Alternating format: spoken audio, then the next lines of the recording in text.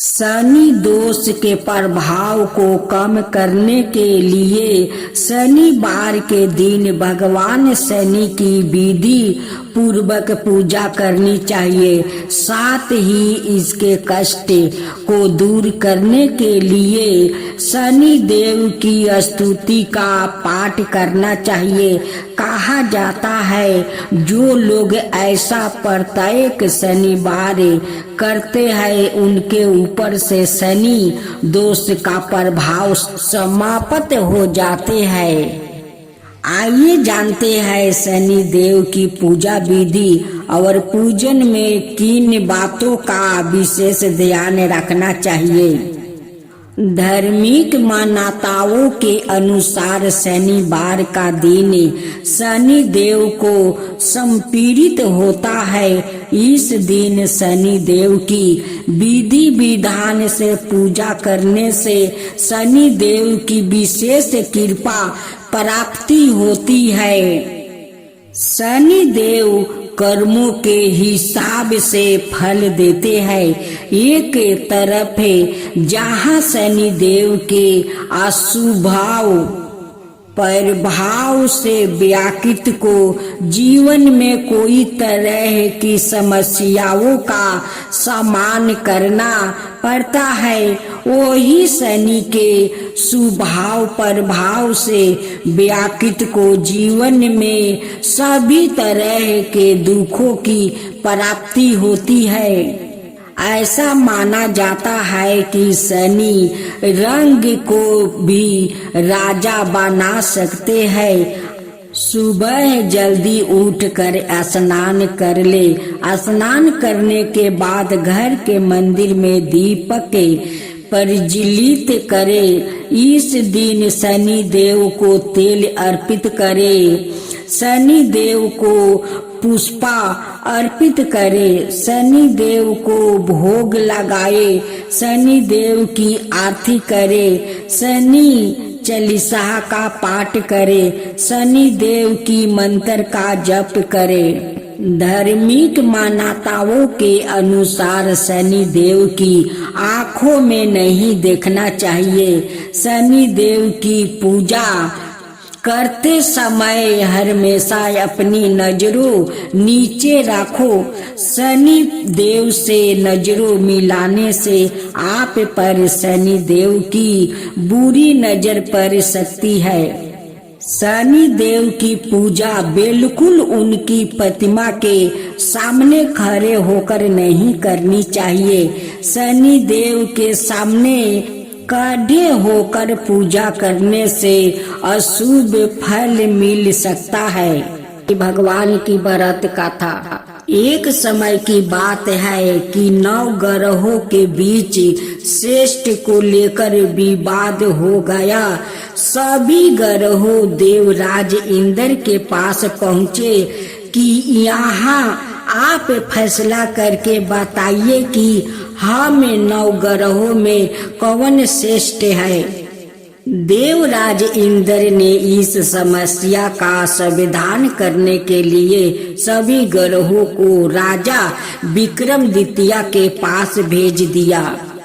यह कहकर कि पृथ्वी पर इस समय बहुत ही अन्याय प्रिय राजा विक्रमादित्य उज्जैन में राज करते हैं। आप उनके पास ही यह प्रश्न लेकर जाइए। सभी ग्रह राजा विक्रमादित्य के पास पहुँचे कि यह बताइए कि हम सभी ग्रहों में कौन श्रेष्ठ है।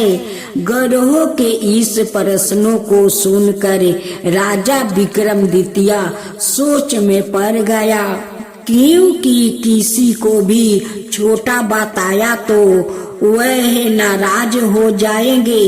राजा ने प्रश्न का उत्तर देने के लिए एक युक्ति निकाली।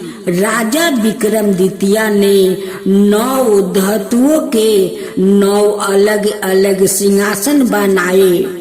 सभी ग्रहों को इन पर बैठने के लिए कहा और साथ ही यह भी बताया कि जो अंत में बैठेगा वो छोटा होगा। सबसे अंत में लोहे का सिंहासन होने के कारण शनि देव सबसे अंत में बैठ पाया। शनि देव को लगा कि राजा विक्रमादित्य ने उनके साथ छल किया है और वो क्रोधित हो गया। विक्रमादित्य की 6.5 आई तो एक दिन शनि महाराज घोड़े के व्यापारी बनकर विक्रमादित्य के पास आए। राजा विक्रमादित्य ने एक घोड़ा पसंद किया और उस पर सवार हो गया। यही पर विक्रमादित्य शनि के फेर में फंस गया। घोड़ा राजा विक्रमादित्य को घने जंगलों में ले जाकर गायब हो गया। राजा विक्रमादित्य भटकते हुए एक नगर में पहुँचे। वहाँ एक सेठ की दुकान पर राजा ने जल पिया और विश्राम करने लगे। संध्या बस उस दिन सेठ की अच्छी कमाई हुई। सेठ को लगा कि यह व्याकृत उसके लिए भाग्यशाली है और उस पर दया करके अपने साथ घर ले आया। जब सेठानी भोजन लगा रही थी तब अचानक राजा ने देखा कि सामने की दीवार पर खूंटी में हार लटक रहा है जिसे दीवार निगलता जा रहा है। सेठ को लगा कि खूंटी पर लटकाता हार इसे अपरिचित ने चुराया है, तो उसे हार के बारे में पूछने लगा। राजा विक्रमादित्य ने अपनी असली परिचय छुपा लिया था और खुद को बीका नाम का उजियाने निवासी बताया था। इसलिए सेठ को जब बीका ने बताया कि हार दीवार निगल गया है तो उसे यकीन नहीं हुआ और उसने राजा से हार चोरी की शिकायत कर दिया। राजा ने विक्रमादित्य से हार के बारे में जानना चाहा तो उसे बताया कि उसके देखते ही देखते खूंटी ने हार को निगल लिया था। इस बात पर राजा क्रोधित हो गया और उन्होंने चोरी करने के अपराध में विक्रमादित्य के हाथ पैर कटवाने का आदेश दे दिया। राजा विक्रमादित्य के हाथ पैर कटवा कर उन्होंने नगर की सड़क पर छोड़वा दिया गया। कुछ दिन बाद एक तेली उसे उठाकर अपने घर ले गया और उसे अपने केलू पर बैठा दिया। राजा आवाज देकर बैलों को हाँकता रहा। इस तरह तेली का बैल चलता रहा और राजा को भोजन मिलता रहा। शनि के प्रकोप की 7.5 पूरी होने पर बरस ऋतु प्रारंभ हुई। राजा विक्रमादित्य एक रात में मल्हार गा रहे थे कि तभी नगर के राजा की लड़की राजकुमारी मोहिनी रथ पर सवार उसे तेली के घर के पास से गुजर रही थी। उसने मेघ मल्हार राग सुना तो वो मोहित हो गई। राजकुमारी ने दासी को भेजकर गाने वाले को बुला लाने के लिए कहा। दासी ने लौट कर राजकुमारी को अपंक राजा के बारे में सब कुछ विस्तार से बता दिया। राजकुमारी अपाहिज राजा से इस तरह प्रभावित हुई थी कि उसने मन ही मन यह निश्चय कर लिया कि वो अपाहिज राजा से ही विवाह करेगी। राजकुमारी ने अपने माता पिता से जब यह बात बताई तो वो सब ही यह बात जानकर हैरान रह गया। रानी ने मोहिनी को समझाया, बेटी तुम्हारे भाग्य में तो किसी राजकुमार की रानी होना लिखा है, ऐसे में तुम्हें उस अपाहिज से विवाह करके अपने पैर पर कुल्हाड़ी क्यों मार रही है। राजकुमारी तो मन में ठान चुकी थी, अपनी जिद नहीं छोड़ी। अपनी जिद पूरी करने के लिए उसने भोजन करना छोड़ दिया और प्राण त्याग देने का निश्चय कर लिया। आखिर राजा रानी को विवश होकर अपंग विक्रम द्वितीय से राजकुमारी का विवाह करवाना पड़ा। विवाह के बाद राजा विक्रम द्वितीय और राजकुमारी तेली के घर में रहने लगे। उसी रात सपने में शनि देव ने राजा से कहा, राजा तुमने मेरा परपोक देख लिया, मैंने तुम्हें अपना अपमान का दंड दे दिया है। राजा ने शनि देव से क्षमा करने को कहा और प्रार्थना की, हे शनि देव आपने जितना दुख मुझे दिया है अन्याय किसी को ना देना।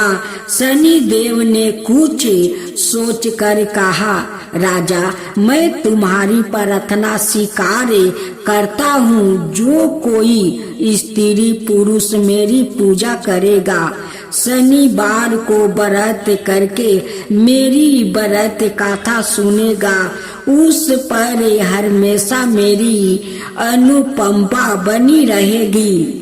प्रातः काल राजा विक्रम द्वितीय की नींद खुली तो अपने हाथ पांव देखकर राजा को बहुत खुशी हुई।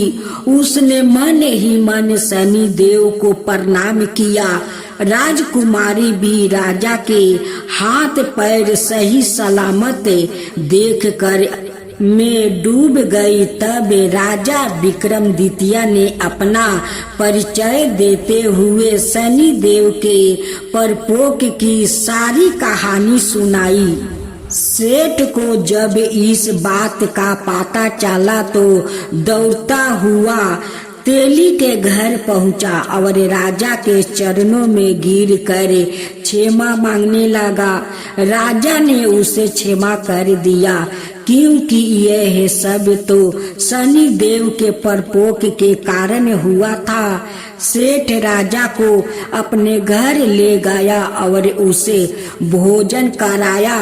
भोजन करते समय वहाँ एक आश्चर्यजनक घटना घटी। सबके देखते देखते उस खूंटी ने हार उगील दिया। सेठ जी ने अपनी बेटी का विवाह भी राजा के साथ कर दिया और बहुत से स्वर्ण आभूषण धन आदि देकर राजा को विदा किया। राजा विक्रम द्वितीय राजकुमारी मोहिनी और सेठ की बेटी के साथ उजियाने पहुँचे तो नगरवासियों ने हर्ष से पूर्वक नगर की सीमा पर ही उनका स्वागत किया। अगले दिन राजा विक्रम द्वितीय ने पूरे राज्य में घोषणा करवाई कि शनि देव सभी ग्रहों में श्रेष्ठ है। सभी नगरवासियों शनि देव का व्रत करे और शनिवार को शनि की पूजा करे और शनि व्रत की कथा सुने। राजा विक्रम द्वितीय की घोषणा से शनि देव बहुत प्रसन्न हुआ। शनिवार का व्रत करने के और व्रत कथा सुनने के कारण सभी लोग की मनोकामनाएं पूरी होने लगी। जय शनि देव महाराज की जय। जय शनि देव महाराज की जय।